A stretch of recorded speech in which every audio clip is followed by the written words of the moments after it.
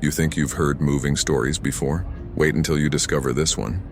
It all began on a freezing dawn in Ireland, when someone was left behind as if they were worth nothing at all. No tears, no cries, just silence, and the kind of abandonment that you never forget, not even after a lifetime. But what seemed like the end was only the beginning of the most incredible story you'll hear today. You only need to watch the first few minutes to understand why this story will stay with you for a very long time. Subscribe so you don't miss stories that touch the heart like this one. The dawn seemed suspended in time when an old car pulled up, creaking discreetly beside the service wing of St. Maron Hospital.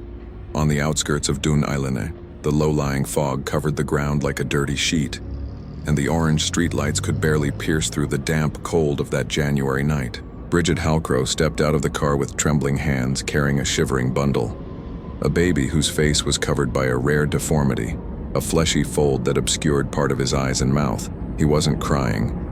He just breathed with difficulty, as if the very air of the earth didn't want him there. In the driver's seat, Aidan Halcrow couldn't bring himself to look back. His eyes were glazed over the steering wheel, fists clenched, as if trying to tear away the guilt by force. "It's better this way," he said quietly, like someone repeating a lie already defeated. The words hung in the frosty air between them, heavy with the weight of a decision that would haunt them both for decades to come. Bridget's breath formed small clouds as she crossed through the cardboard bags piled beside the hospital's back entrance, her footsteps muffled by the morning frost that covered everything in a crystalline shroud. Without looking back a second time, she placed the baby between two damp boxes that reeked of medical waste and discarded dreams. She covered him with a navy blue coat, the only gift from a grandmother who would never know him, purchased months ago when hope still lived in their hearts. The coat was soft wool, hand-knitted with tiny Celtic patterns along the edges, a piece of love that would become his only inheritance from a family that couldn't bear to keep him. Her hands shook as she arranged the fabric around his tiny form, and for a moment she hesitated. His eyes opened briefly, unfocused but somehow accusatory, and she nearly reached for him again. But Aidan's voice cut through the silence. "Bridget, now." And she ran. The car door slammed shut with a finality that echoed off the hospital walls. The engine choked, coughed, then roared to life, and the old vehicle disappeared into the pre-dawn darkness, carrying with it two people who would spend the rest of their lives trying to forget what they'd just done. The silence that followed was deafening, broken only by the distant hum of the hospital's heating system and the soft rustling of the baby's labored breathing. At 6:12 in the morning, exactly 18 minutes after the abandonment, Noreen Keegan emerged from the hospital's service entrance, wheeling a cart full of rubbish bags towards the collection point. The night shift had been particularly brutal. 3 emergency admissions, 2 deaths, and a premature birth that had kept the entire maternity ward on edge. Her back ached, her feet were swollen, and all she wanted was to finish her rounds and catch the early bus home to her own sleeping children. She almost didn't hear it at first. The sound was so faint it could have been mistaken for the wind through the hospital's ventilation system. But as she lifted one of the bags, there it was again, a weak breath, almost a whisper against the world. Noreen froze, her tired mind struggling to process what she was hearing. She followed the sound to the cluster of boxes beside the wall, and when she pulled away the navy fabric, her world tilted on its axis. The baby's face seemed molded by suffering and ancestral pain, the deformity creating shadows where normal features should have been. His eyes opened and closed slowly, like someone who expected nothing more from anyone, yet still fought against the cold that was slowly claiming him. His lips were tinged blue, his breathing shallow and irregular, but there was something in his gaze, a fierce determination to survive that shouldn't have existed in someone so small, so utterly abandoned. Noreen screamed for help, her voice echoing through the empty courtyard and bouncing off the hospital's gray walls. And at that moment, from the top of the hospital stairway, Chief Physician Moira Glynn heard the commotion and ran. She'd been finishing her night rounds, exhausted after a 12-hour shift, but something in Noreen's cry made her blood run cold. As she descended the stairs 2 at a time, her white coat billowing behind her, she had no idea that what she would do in the following 5 minutes would change her life, and Ireland's, forever. When Moira reached the scene, she found Noreen kneeling beside the boxes, cradling the baby against her chest, tears streaming down her weathered face. "Doctor, thank God you're here," she sobbed. "He's barely breathing. How could someone do this?" Moira took the child from Noreen's arms, her medical training immediately assessing his condition, whilst something deeper, something maternal and fierce, awakened within her chest. The baby was hypothermic, dehydrated, and in critical condition. But he was alive. Against all odds, this unwanted child was fighting for every breath. As she rushed towards the emergency entrance, the baby's eyes opened and fixed on her face with an intensity that made her stumble. In that moment, looking into those unusual, intelligent eyes, Moira made a decision that would defy logic, challenge social conventions, and ultimately transform two lives forever. This child would not become another statistic, another abandoned soul lost in the system. Not if she had anything to say about it. Nobody understood why Moira Glynn did what she did. At 49, widowed for a decade and childless, Moira was known throughout the hospital for her rigidity, her immaculate white coats, and her surgical coldness. She was the doctor who never let emotions cloud her judgment, who made the hard decisions without flinching, who could deliver devastating news with the clinical precision of a textbook. Her colleagues respected her competence, but kept their distance from her icy demeanor. But when she saw that baby in that box, motionless and frozen, something inside her shattered like glass cracking in the dark. The transformation was immediate and shocking. Without asking anyone's permission, without consulting the hospital administration or following proper protocols, she took him directly to the emergency ward and assumed complete responsibility for his survival. For 3 days, she barely left his side, monitoring every breath, every heartbeat, every small sign of improvement. The nursing staff whispered among themselves. They'd never seen Dr. Glynn display such fierce protectiveness over a patient, especially one who wasn't even officially under her care. On the 4th day, when the social workers arrived with their clipboards and official forms, Moira met them in the corridor with a declaration that stunned everyone within earshot. She would adopt him legally. Ring the adoption agency, she told the bewildered social worker. This boy has a name now. He's called Cian. The name meant ancient in Gaelic, and she'd chosen it deliberately. For a child who carried old pain in his young eyes, who seemed to understand suffering in a way that defied his tender age. The news spread through the town of Dún Ailín like gunpowder on dry grass. Some called her a saint, others questioned her sanity. The local parish priest, Father McKenna, visited her at the hospital to express his concerns about her decision.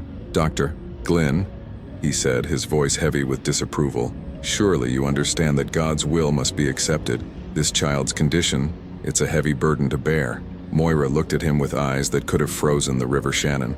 "Father, if God's will brought him to me, then perhaps you should question your interpretation of divine intention."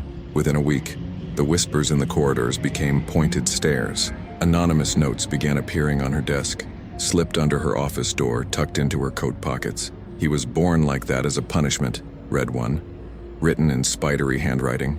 "You're making a mistake that will haunt you forever." Another was more direct. "You'll end up alone with a monster in your arms, and then you'll understand what the rest of us already know." Moira read each phrase like someone swallowing glass shards, her face betraying nothing, but her hands trembling as she fed them into the paper shredder. Yet when she looked at Cian, when she held him during his recovery from the multiple surgeries needed to partially correct his facial deformity, she smiled as if the world didn't dare touch him. The boy underwent 3 major operations in his first 2 years, each one carrying significant risks, each one requiring weeks of careful recovery. Through it all, he never cried. Not from pain, not from fear, not even when the anesthesia wore off and the full impact of his surgeries hit him. He simply watched, observed, absorbed everything around him with those eerily intelligent eyes. The silence wasn't just an absence of sound, it was a presence unto itself. Cian moved through the world like a ghost, communicating through gestures and expressions that were somehow more eloquent than words. When he was hungry, he would tap his lips twice. When he was tired, he would rest his head on his folded hands. When he wanted Moira's attention, he would simply stand beside her until she noticed him, patient as a monk in meditation. On Cian's 5th birthday, Moira decorated their small house on Elm Street with balloons and streamers, transforming the modest sitting room into a festival of color. She'd spent hours the previous evening baking a cake from scratch. Vanilla sponge with light blue icing that matched the coat he'd been found in, now carefully preserved in tissue paper in her wardrobe. There were no guests, no other children running about, no parents making polite conversation over tea and biscuits. Just the two of them, surrounded by decorations that seemed almost absurd in their optimism. That night, whilst Moira combed his dark hair with gentle strokes that had become a bedtime ritual, something extraordinary happened. Kian turned to face her, and, for the first time since she'd known him, reached up and touched her face. His small, warm hand stayed on her cheek for infinite seconds, his thumb tracing the line of a tear she hadn't realized had fallen. The gesture was deliberate, tender, full of a communication that transcended words. "You're not obliged to love me, Kian," she whispered, her voice breaking with emotion, "but I'll love you until the end of my life. And even after that." Outside, the November wind pushed rain against the window pane with increasing ferocity, rattling the glass and making the old house creak in response. And inside, in that small room lit by a single bedside lamp, something stronger than blood was born, a bond that time, the world, and not even the past could destroy. As she tucked him into bed that night, Moira found herself wondering about the people who had left him to die. Were they haunted by their decision? Did they wonder if he'd survived? Did they imagine him growing up loved, protected, cherished? She hoped they suffered for what they'd done, but more than that, she hoped they never came looking for what they'd thrown away, because Kian wasn't theirs anymore. He was hers, and she would fight heaven and earth to keep him safe. At 7 years old, Cian Glynn entered Curramore Public School and immediately became the center of attention, not because he spoke loudly, played too much, or was disruptive, but because he didn't speak at all, and because the right side of his face still bore the marks of his birth. Even after so many surgeries, the surgical scars had faded to thin silver lines, but the asymmetry remained. One eye slightly smaller than the other, his smile crooked in a way that made some children stare, and others look away entirely. The other children whispered behind cupped hands during break time, their innocent cruelty cutting deeper than any adult malice ever could. They would cluster in the playground corners, pointing when they thought he wasn't looking, making up stories about why he looked different. "My ma'am says his face got cursed," whispered Siobhan O'Brien, her freckled face serious with the authority of repeated gossip. "That's why he can't talk properly." Another child, Tommy Walsh, claimed his father had told him that Kian's parents had done something terrible, and God had punished them by making their baby look like that. Some children were simply frightened. When Kian walked past the lunch tables, conversations would falter and die. Younger pupils would clutch their sandwiches tighter, as if his presence might somehow contaminate their food. The more superstitious ones, influenced by grandmothers who still believed in old curses and fairy changelings, crossed themselves when he approached, mumbling prayers their grandmothers had taught them for warding off evil. But others displayed a casual cruelty that was somehow worse than fear. They would deliberately bump into him in the corridors, knock his books from his desk, or accidentally step on his carefully drawn pictures. "Sorry," they would say with mock sincerity. "Didn't see you there, silent boy." The nickname stuck, spreading through the school like a virus until even some teachers began using it, thinking it was harmless playground banter rather than systematic exclusion. Cian never responded to any of it. He would simply lower his eyes and return to his notebooks, where he drew structures with an obsessive precision that none of his teachers could explain. His drawings weren't typical childish sketches of houses with triangle roofs and stick figure families. Instead, he created complex architectural plans, perfectly proportioned buildings with detailed measurements, intricate floor plans that seemed to spring from an adult mind trapped in a 7-year-old's body.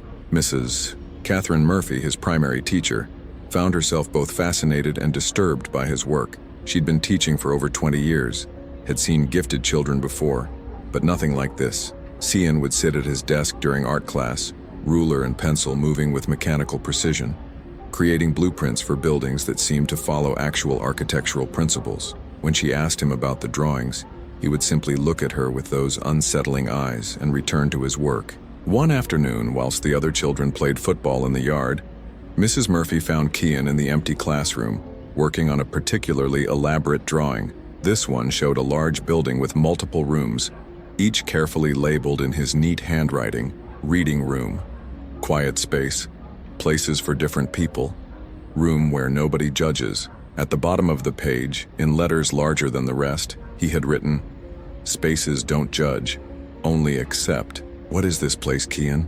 she asked gently, sitting beside him. He looked up at her, then pointed to the drawing and then to himself. The message was clear. This was a place where he belonged, a space he was creating in his imagination because the real world had no room for him. Mrs. Murphy felt something break inside her chest, a maternal instinct that had been dulled by years of classroom management suddenly flaring to life.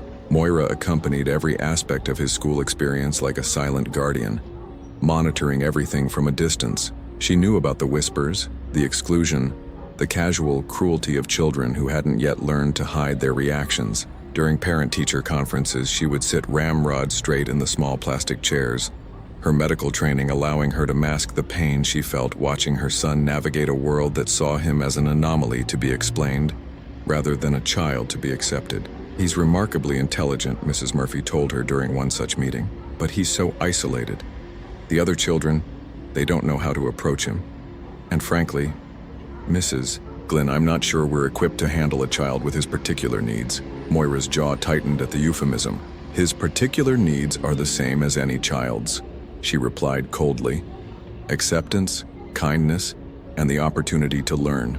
If your school cannot provide those basic requirements, perhaps I should consider other options." The breaking point came on a rainy Thursday in November. Tian had spent his lunch break working on a detailed drawing of the school building, but with modifications: ramps for wheelchairs, quiet spaces for children who needed breaks from social interaction, areas designed specifically for those who felt different or excluded. It was a beautiful piece of work, showing the school as it could be if it truly welcomed everyone. Brendan Kelly, a stocky boy whose father worked in construction and had filled his head with crude opinions about abnormal people, snatched the drawing from Cian's desk during afternoon break. "Look at this," he announced to the gathered children, holding the paper high. "Silent boy thinks he's an architect. My dad says freaks like him don't get proper jobs. They just get put away somewhere where normal people don't have to look at them." Then, with deliberate malice, Brendan tore the drawing in half, then quarters, letting the pieces flutter to the classroom floor like wounded birds. "Monstrous people make monstrous buildings," he said with a cruelty that seemed borrowed from the adults in his life. "And monsters don't become engineers." The classroom fell silent. Even the children who had participated in the earlier taunting seemed shocked by the deliberate destruction of something so beautiful. Tian stared at the torn pieces of his work, his face showing no emotion, but his hands trembling slightly as he began to gather the fragments. He didn't cry. He didn't lash out.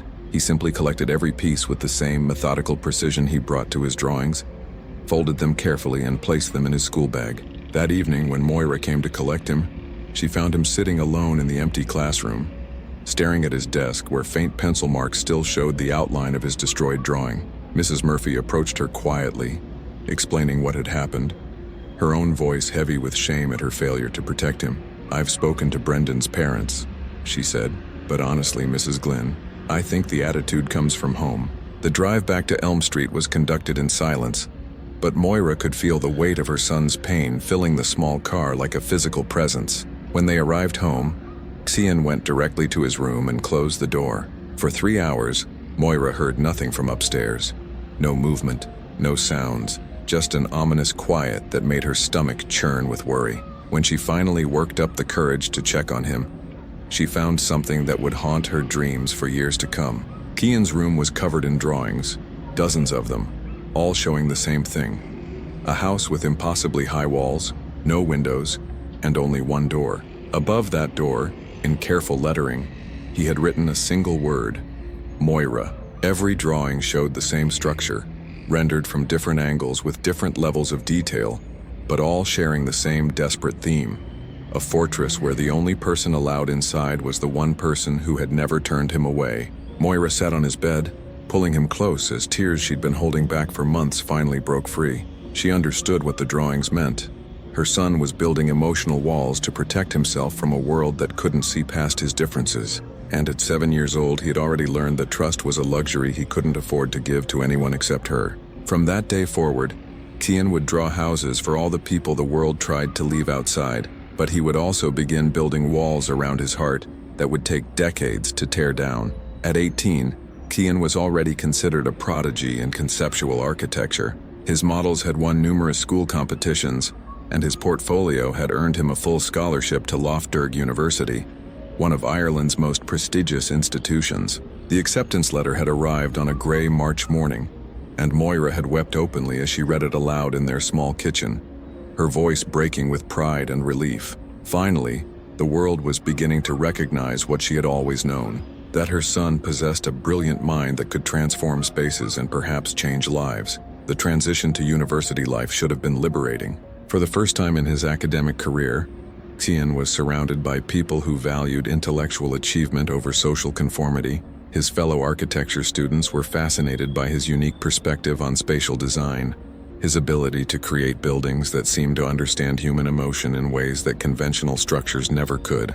His professors praised his innovative approaches to accessibility and inclusion, recognizing that his designs came from lived experience rather than theoretical study. Yet even in this more accepting environment, Xian remained apart. He attended lectures, completed assignments with meticulous precision, and participated in group projects with quiet efficiency, but he never joined the other students for drinks at the local pub or weekend gatherings in the halls of residence. His silence, which had once been seen as a disability, was now interpreted as artistic mystique, the brooding genius who channeled his isolation into groundbreaking work. Moira, despite her own declining health, insisted on driving him to campus during his first weeks at university. She wanted to see him settled, to ensure he was eating properly, to observe from a distance as he navigated this new chapter of his life. "You have a gift, Qian," she told him as they sat in her old car outside the imposing limestone buildings of the university. "But don't let the world shape you with its dirty hands. You build your own spaces, on your own terms." He would nod silently, understanding the deeper meaning behind her words. She wasn't just talking about architecture. She was reminding him that he had the power to create his own sense of belonging, to construct emotional and intellectual spaces where his differences were strengths rather than limitations. Her faith in him had become the foundation upon which he built everything else. The first semester passed without incident. Qian's work stood out not just for its technical excellence, but for its emotional intelligence. His designs for low-income housing incorporated private gardens and community spaces that fostered connection without forcing interaction.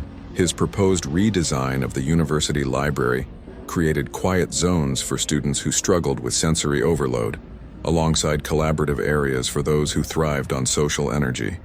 His professors began using his work as examples in their lectures, and younger students started seeking his advice on their own projects. It was during the second semester on a cold February evening that everything changed. Xian had spent the day in the studio, working on a complex model for his advanced spatial theory class, a building designed specifically for children with disabilities, incorporating sensory-friendly elements and adaptive technologies. He was exhausted but satisfied as he made his way back to his dormitory room, looking forward to a quiet evening reviewing his structural calculations. But taped to his door was a manila envelope, unmarked except for his name written in black ink across the front. No return address, no university postmark, no indication of who had delivered it or when.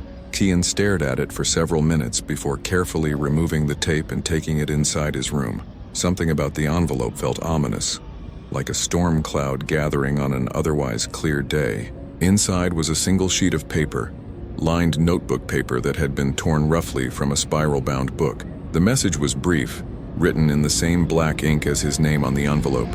"You shouldn't be alive." All of this was a mistake. The handwriting was feminine, hurried as if written in a moment of emotional turmoil. But there was something familiar about the formation of the letters, the particular way the Y descended below the line, the slight leftward slant of the entire message. Xian sat on his narrow dormitory bed, holding the paper with steady hands despite the earthquake happening inside his chest. The words hit him like physical blows, each one carefully chosen to inflict maximum damage. "You shouldn't be alive." Not "you don't deserve to be here" or "you're not wanted," but a direct challenge to his very existence, a denial of his fundamental right to breathe, to take up space in the world. All of this was a mistake. The phrase encompassed everything: his survival as a baby, Moira's decision to adopt him, his education, his achievements, his dreams of becoming an architect who could create inclusive spaces for people like himself. According to this anonymous author, his entire life was an error that should never have been corrected, but it was the handwriting that disturbed him most. There was something achingly familiar about it, like a half-remembered song or the face of someone glimpsed in a crowd. He had seen these letter formations before, though he couldn't place where or when. The knowledge sat at the edge of his consciousness, frustratingly just out of reach. For the rest of the evening, Xian sat motionless in his room, the letter lying on his desk like a piece of evidence from a crime scene. He didn't call Moira. She had been looking increasingly tired lately, and he didn't want to burden her with this new cruelty. He didn't report it to university authorities, knowing that anonymous letters were impossible to trace and would only result in pointless interviews and forced counseling sessions. Instead, he simply stared at the words until they began to lose their power through repetition. By dawn, he had made a decision. He would not let this anonymous coward destroy what he had worked so hard to build, but he would keep the letter tucked away in his desk drawer because something told him this was not a random act of cruelty, but the first move in a larger game he didn't yet understand. 3 days later, during his morning coffee in the university cafe, Kian overheard a conversation between two journalism students discussing a story they were researching about abandoned children in Ireland. "The records are so incomplete," one was saying, "especially for children with disabilities.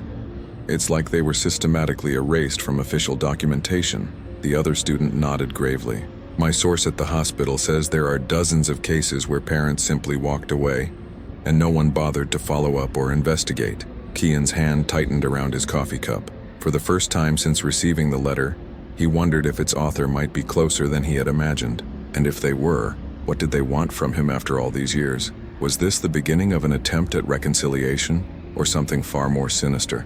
That night, he called Moira for the first time in a week. Her voice sounded smaller than usual, more fragile, but she insisted she was fine when he asked about her health. They talked about his coursework, her shifts at the hospital, the weather, normal, comfortable topics that felt like a shield against the uncertainty that had entered his life. When she asked if everything was all right, if he was happy at university, Kian almost told her about the letter, but something held him back. Perhaps it was the slight wheeze in her breathing, or the way she seemed to lose her train of thought mid-sentence. Instead, he simply said, "I love you, ma'am, more than you'll ever know." There was a long pause before she replied, "And I love you, my brave boy. No matter what the world tries to tell you, remember that you were meant to be here. You were meant to be mine." As he hung up the phone, Kian realized that whoever had sent that letter had made a fundamental miscalculation. They had tried to isolate him by attacking his right to exist, but they had only reminded him of how fiercely he was loved by the one person whose opinion truly mattered. The article about Kian Glynn appeared in the Irish Independent on a crisp Thursday morning in October, under the headline, "From Abandonment to Architecture, the Young Man Who Redesigned His Own Existence." The feature story, complete with photographs of his award-winning university projects, and a touching image of Moira holding one of his childhood drawings, spread across 3 full pages. The journalist, Sarah McKenna, had approached the story with the kind of sensitive handling that elevated it beyond mere human interest into something that spoke to the resilience of the human spirit. The article detailed his abandonment as a newborn, Moira's courageous decision to adopt him, and his extraordinary journey from a silent, scarred child to a promising young architect whose designs prioritized inclusion and accessibility. The photographs showed his latest project, a proposed community center for Galway that would serve people with disabilities whilst remaining architecturally stunning and fully integrated into the surrounding neighborhood.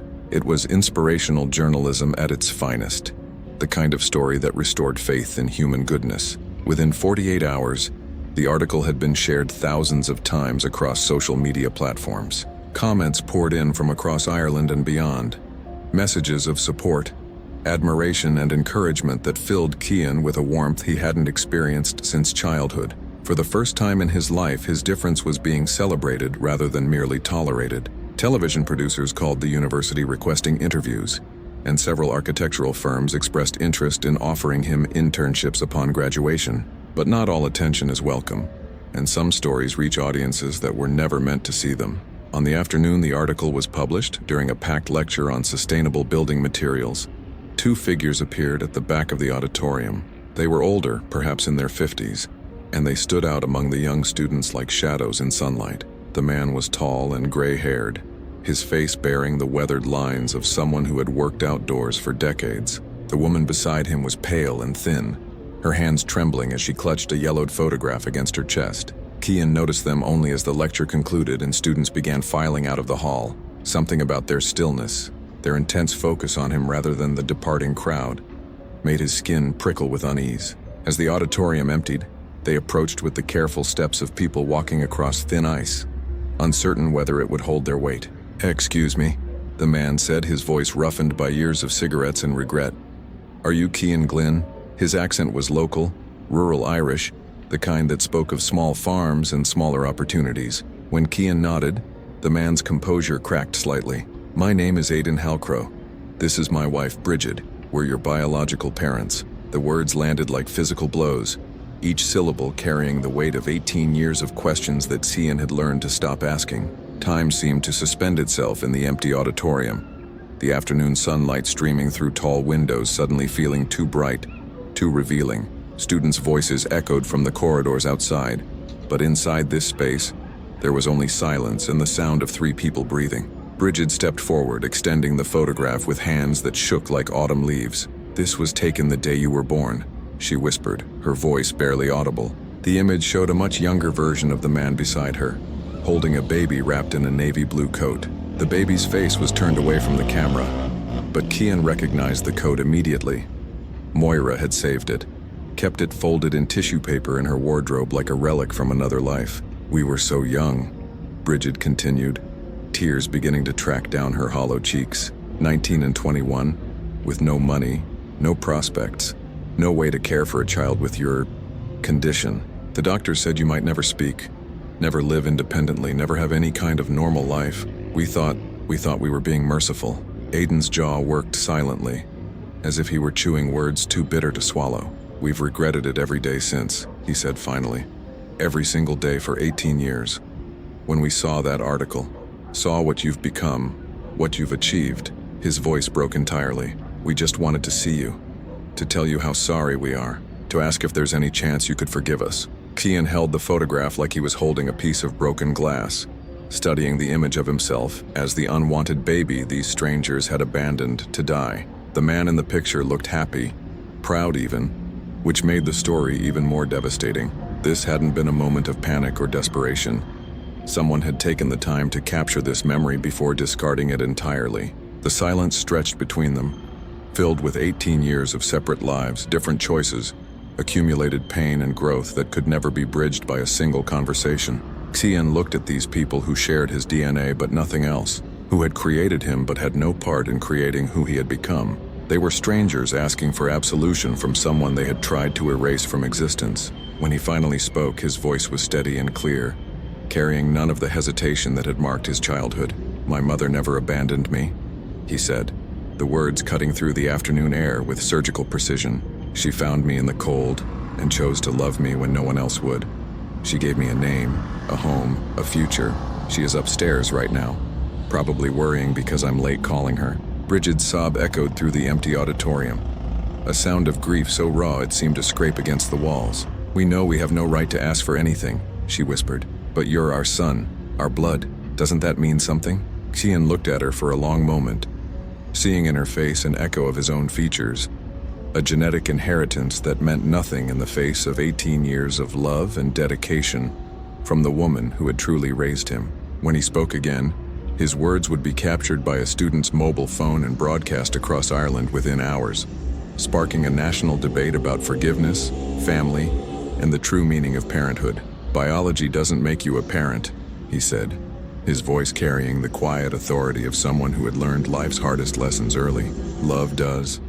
Sacrifice does. Being there when the world turns its back, that's what makes a family. My mother never abandoned me, and that woman will never be you." The photograph fluttered to the floor as Bridget's knees buckled, and in that moment, the last connection between Cian and the people who had given him life was severed as definitively as if it had been cut with a blade. The mobile phone footage was grainy and the audio slightly distorted, but the emotional impact was devastating. Within 6 hours of being uploaded to social media, the 43-second clip of Cian rejecting his biological parents had been viewed over 500,000 times. By the following morning, that number had climbed to 2 million, and Ireland found itself divided by a story that seemed to crystallize every complicated feeling the nation had about family, forgiveness, and the wounds that never fully heal. The video began with Bridget Halcrow's trembling voice asking for forgiveness, capturing her raw desperation as she extended the yellowed photograph. But it was Cian's response that sparked the firestorm.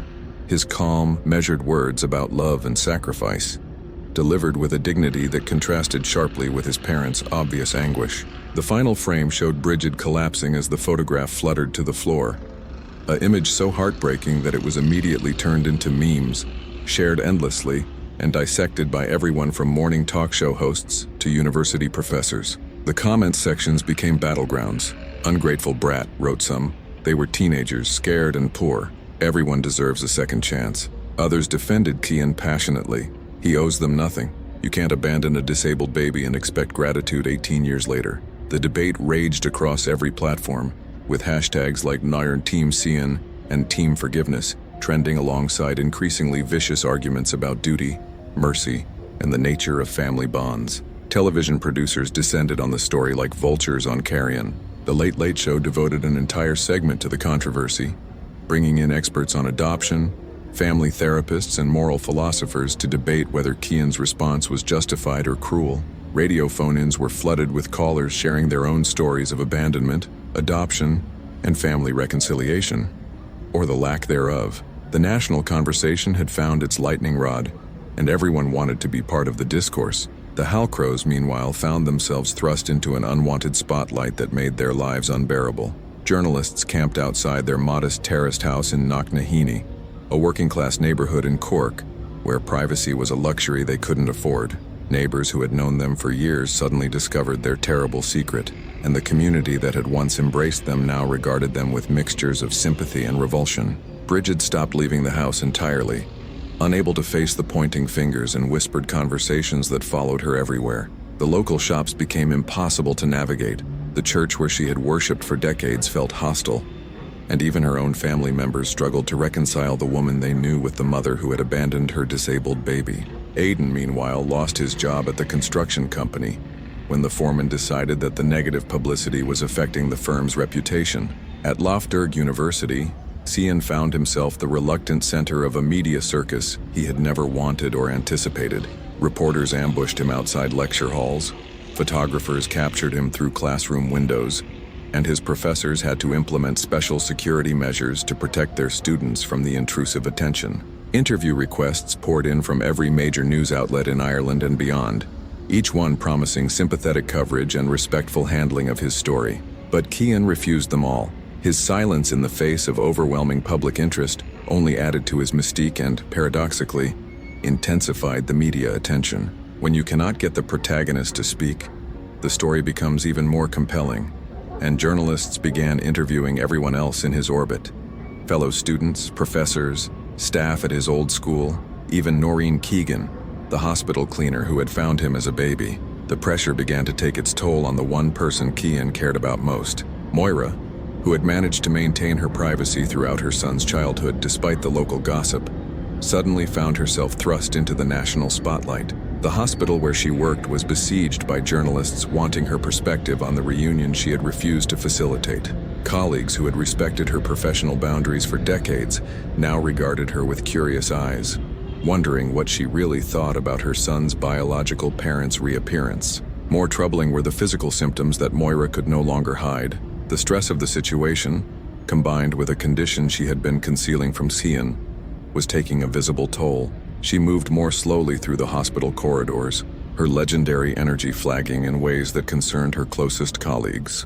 Her breathing became labored during long shifts, and twice she had to excuse herself from surgery due to sudden dizzy spells that left her gripping the scrub room sink until the world stopped spinning. Dr. Eamon Morrissey, Moira's oldest friend at the hospital, cornered her after one particularly concerning episode. "You need to tell him," he said bluntly, his weathered face creased with worry. "This stress is making everything worse, and he deserves to know what's happening to you." But Moira refused, insisting that Cian had enough to deal with without adding her health problems to his burden. "He's been through enough," she said, straightening her white coat with hands that trembled slightly. "I won't be another source of pain in his life." Eamon watched her walk away, noting the slight hitch in her step that she thought no one had noticed, and made a decision that would change everything. If Moira wouldn't tell Cian the truth, perhaps it was time someone else did. The breaking point came on a wet Tuesday evening when Cian returned to his dormitory to find a crowd of protesters gathered outside the university gates.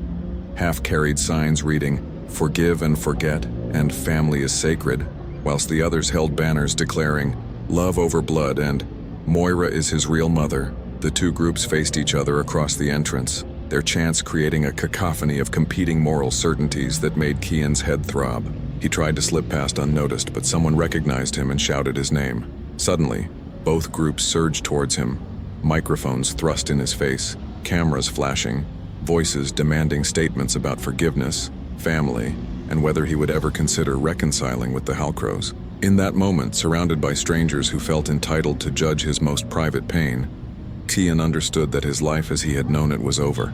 The video that had made him famous had also made him a prisoner of public opinion, trapped between those who demanded he forgive and those who celebrated his refusal.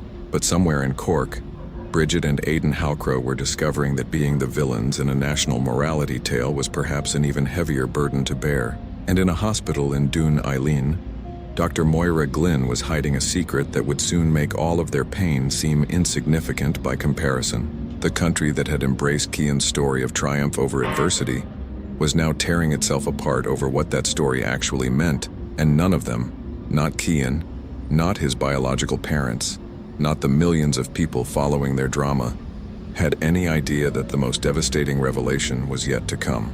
As Moira's health deteriorated under the relentless pressure of media attention, Cian threw himself into his work with an intensity that bordered on obsession. Sleep became optional, meals were forgotten, and his fellow students watched with growing concern as he spent 18-hour days in the university studio, transforming his pain into blueprints that seemed to bleed emotion onto paper. His professors had never seen anything like it. Architectural plans that somehow conveyed human suffering and resilience through the precise placement of walls, windows, and doorways. It was during this period of manic creativity that Cian discovered the European Architecture Foundation's competition for coastal regeneration projects in Galway. The brief called for innovative designs that could transform abandoned industrial waterfront areas into vibrant community spaces, whilst respecting the historical significance of the locations. Most students would have dismissed it as beyond their capabilities, but Cian saw something else entirely, an opportunity to prove that spaces could heal as well as shelter. His design concept emerged from weeks of sleepless nights and countless discarded sketches. Rather than imposing a single grand structure on the landscape, he proposed a series of interconnected buildings that seemed to grow organically from the coastline itself. Traditional Irish stone walls merged seamlessly with contemporary glass and steel, creating spaces that honored the past whilst embracing the future. But it was the human element that set his design apart from conventional architectural thinking. Every building in his complex served a specific community need, but not in the obvious ways that most architects approached social design. The central structure housed a library, but one designed specifically for people who struggled with traditional learning environments, those with dyslexia, autism, sensory processing disorders, or simply those who had been failed by conventional education systems. Reading nooks were carved into thick walls, providing cocoons of privacy for those who found open spaces overwhelming. Natural light filtered through specially designed windows that reduced glare whilst maximizing warmth. Adjacent to the library stood a workshop space where traditional Irish crafts could be taught alongside modern manufacturing techniques. But Cian's plans showed that the workshops were designed to accommodate people with physical disabilities, visual impairments, and mobility challenges.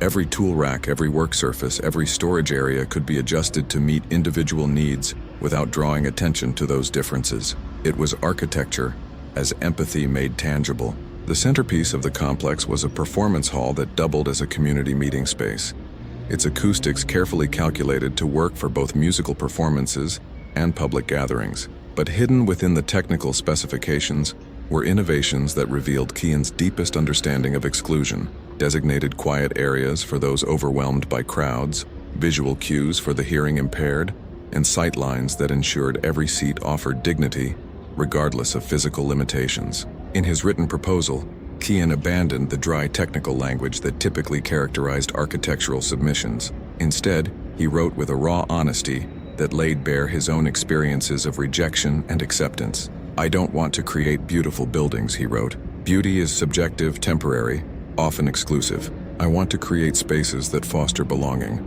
Places where difference is not just tolerated but celebrated. Where the act of walking through a door affirms rather than challenges someone's right to exist." The submission deadline approached as Moira's condition worsened. She had finally been forced to take medical leave from the hospital, officially due to stress, but actually because her heart was failing in ways that medication could no longer mask. Yet she insisted on reviewing Cian's competition entry, sitting beside him in their small kitchen as he walked her through each building, each innovation, each thoughtful detail that made his design revolutionary. "You've done something extraordinary," she whispered, her voice thin but fierce with pride. "You've taken everything that tried to break you and turned it into something that will help others heal." Her breathing was labored, each word requiring effort that she gladly expended. "This isn't just architecture, love. This is transformation made visible." 3 weeks later, the call came.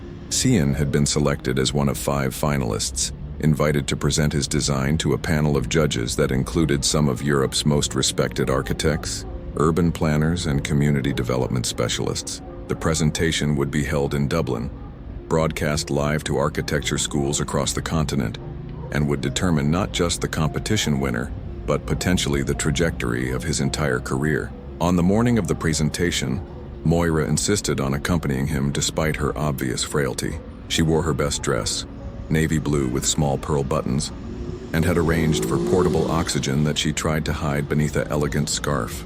"I've watched you grow from a discarded baby into a man who designs hope," she told him as they sat in the car outside the presentation venue. "Today you show them what love can build." The auditorium was packed with architecture students, professors, and professionals who had followed Cian's story through the media frenzy. But for him, only one person in the audience mattered. As he walked to the podium, he could see Moira in the 3rd row, oxygen tube discreetly tucked behind her ear, her eyes bright with the same fierce love that had sustained him through 18 years of challenges. For the first time in his life, Cian spoke publicly, not just with his voice, but with his heart completely open. "My mother found me abandoned behind a hospital," he began, his words carrying clearly through the hushed auditorium. "I was born with facial deformities that made people uncomfortable, that made them look away or make assumptions about my capabilities. I spent my childhood being told I didn't belong, that I was somehow less than other children."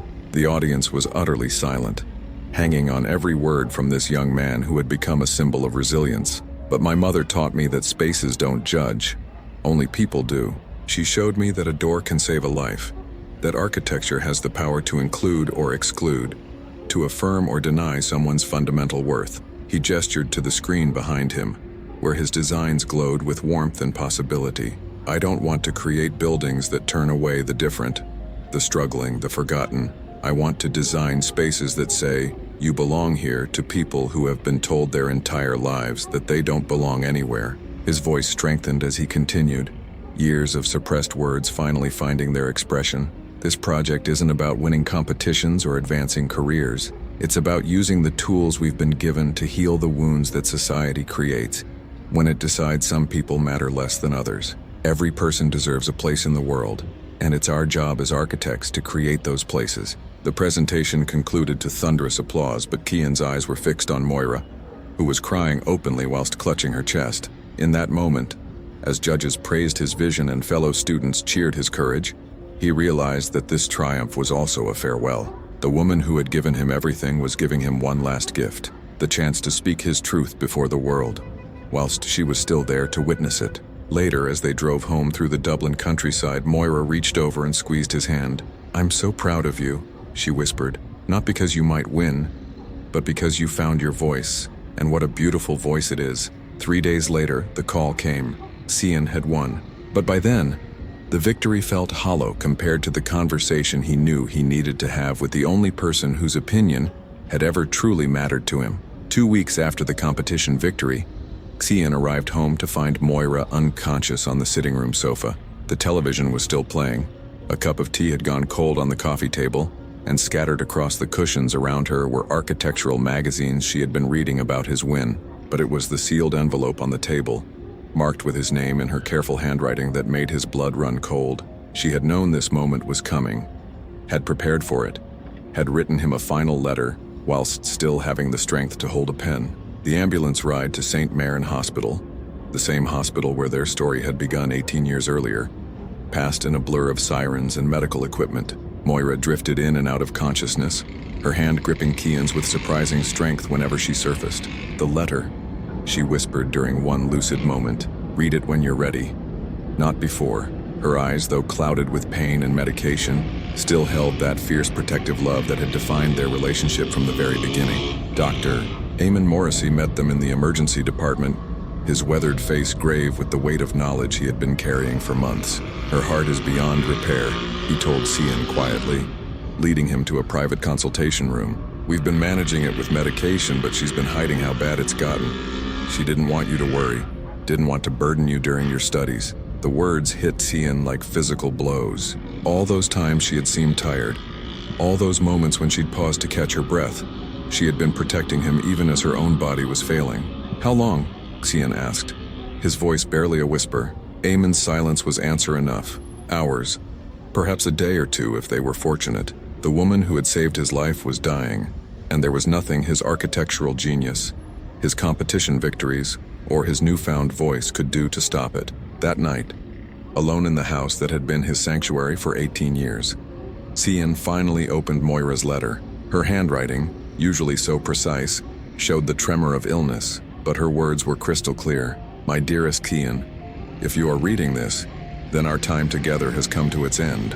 I want you to know that adopting you wasn't an act of charity or pity. It was the most selfish thing I ever did. I needed you as much as you needed me. You gave my life meaning when I thought meaning was gone forever.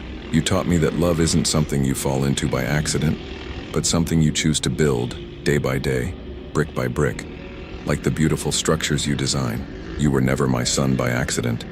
You were my miracle by choice. If the world ever turns its back on you again, and it might, because the world is often cruel to those who are different, remember to design your own door. If they call you an error, be the strongest foundation they've ever seen.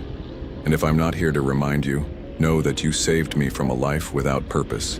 I have one last request. Don't spend your life building walls to keep pain out. Build bridges to let love in. The world needs your gifts, your perspective, your beautiful heart that sees spaces where others see only emptiness. Promise me you'll use your talents not for personal success, but to create places where other forgotten children can find their home. All my love, always and forever, ma'am." Moira passed away peacefully 2 days later, with Cian holding her hand as the machines that had been keeping her alive were finally switched off. Her last words were barely audible, but Cian heard them clearly. "Build something beautiful." Outside the hospital window, autumn rain pelted the glass, and somewhere in the distance the bells of the local church marked the hour with mournful precision. The funeral was held on a gray Tuesday morning at St. Brigid's Cathedral in Dún Island. Despite Moira's private nature, the church was packed with colleagues from the hospital, former patients whose lives she had touched, and people from across Ireland who had followed Cian's story and wanted to pay their respects to the woman who had made his success possible. The architecture community was represented in force, professors and students traveling from across the country to honor the mother of their newest star.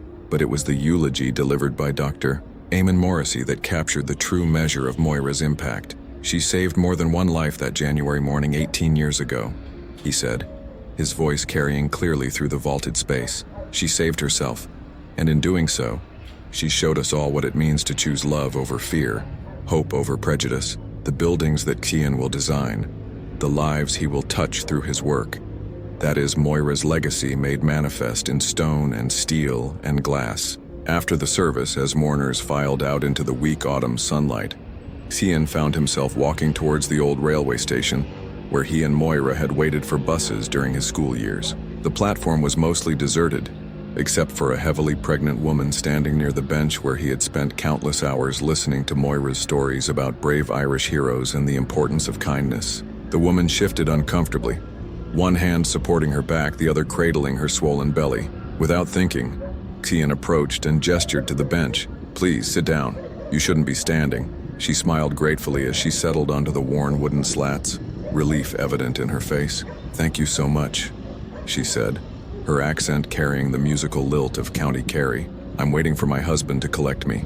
The car broke down this morning, of course." She laughed, the sound bright against the gray day. "Everything's been going wrong lately, but sure, that's life when you're expecting your first." They sat in comfortable silence for a few minutes, watching the few passengers who emerged from the afternoon train. Finally, the woman spoke again. "I hope my child has someone like you in their life, someone who notices when others need help, who offers kindness without being asked." She studied his face for a moment, noting the slight asymmetry that marked his difference. "You have kind eyes. That's rarer than people think." Kian smiled. Not the careful, guarded expression he had worn for most of his life, but something genuine and unforced. "My mother taught me that kindness is the only architecture that matters," he said. "Everything else is just decoration." A car pulled up to the curb, and the woman's husband hurried out to help her to her feet. As they drove away, she waved through the rear window and Cian raised his hand in response. Then he was alone on the platform, watching the late afternoon light filter through the station's Victorian ironwork, casting intricate shadows on the concrete beneath his feet. For the first time since Moira's death, Cian felt something other than grief. Standing there in the place where she had taught him so many lessons about resilience and hope, he understood that her death wasn't an ending, but a transformation.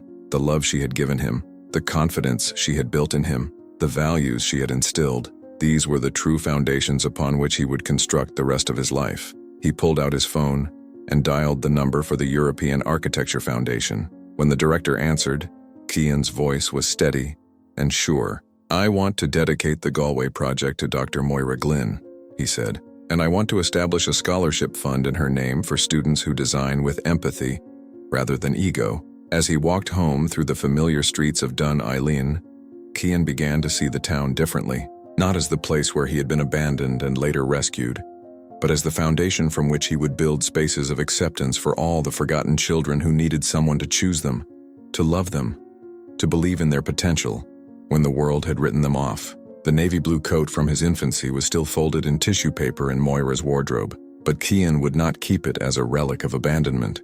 Instead, he would frame it alongside her letter and hang them in his first architectural office, a reminder that from the coldest beginnings, the warmest homes could be built. Moira was gone, but her lesson remained. Spaces don't judge, only people do. And the people who matter, the ones who choose love over fear, inclusion over exclusion, those people create the architecture that truly changes the world. How many times does life push us into dark places, where all we want is a gesture of acceptance, an open door, a word that tells us, "You belong here." And if, like Cian, you had been rejected from the beginning, judged by appearance, silenced by pain, would you have had the strength to build with your own hands your place in the world? Or would you have surrendered to what others said you could never become? And if one day those who turned their backs on you returned, would you have the courage to forgive? Or would you do as he did? Choose to honor those who truly loved you when nobody else would? Sometimes the most powerful lesson a story can give us is that love isn't in the blood, but in the choice, and that belonging isn't being accepted by everyone, but being deeply embraced by someone who never gave up on you. If this story moved you, like it, share it with someone who needs to hear this, and follow the channel for more stories that stay with us long after the end. The end.